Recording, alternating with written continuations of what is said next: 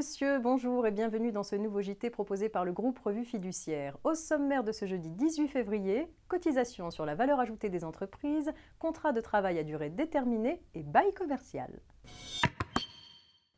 On fait le point sur la cotisation sur la valeur ajoutée des entreprises en ouverture de ce JT.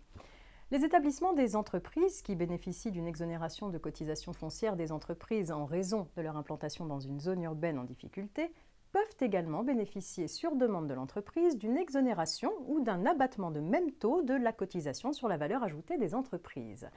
Les plafonds d'exonération ou d'abattement de la CVAE pour 2015 ont été revalorisés de 0,2% par rapport à ceux de 2014. Ainsi, pour la CVAE due au titre de l'année 2015, le plafond d'exonération ou d'abattement applicable à la valeur ajoutée des établissements implantés en zone urbaine sensible ou dans un quartier prioritaire de la politique de la ville s'élève à 136 464 € par établissement. Et pour les établissements implantés dans une zone franche urbaine territoire entrepreneur ou dans un quartier prioritaire de la ville et exploité par une entreprise exerçant une activité commerciale, ce plafond s'élève à 370 859 € par établissement.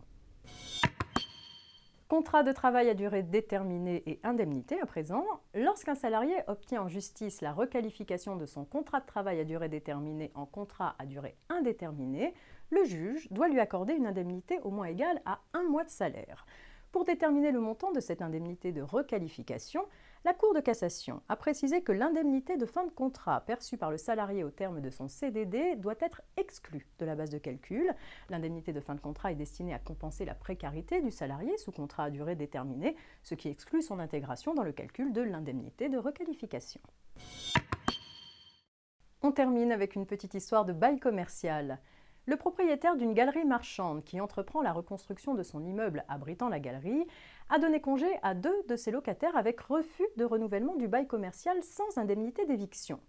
Il leur a proposé un local commercial de remplacement pour exercer leur activité, mais ce local n'était pas disponible au moment du congé. Les locataires ont assigné le bailleur en paiement d'une indemnité d'éviction. Le bailleur a contesté, estimant qu'en proposant aux locataires un local de remplacement dans une nouvelle galerie en construction qui correspondait à leurs besoins et était situé à un emplacement équivalent, il n'était pas redevable du paiement d'une indemnité d'éviction. Mais les juges ont condamné le bailleur à verser aux locataires évincés une indemnité d'éviction, car le local de remplacement doit être mis à la disposition du locataire au moment où le congé est délivré. En l'espèce, ce n'était pas le cas. La Cour de cassation confirme cette analyse. Le local de remplacement doit exister au moment où le congé est délivré. Le bailleur doit donc payer une indemnité d'éviction au locataire.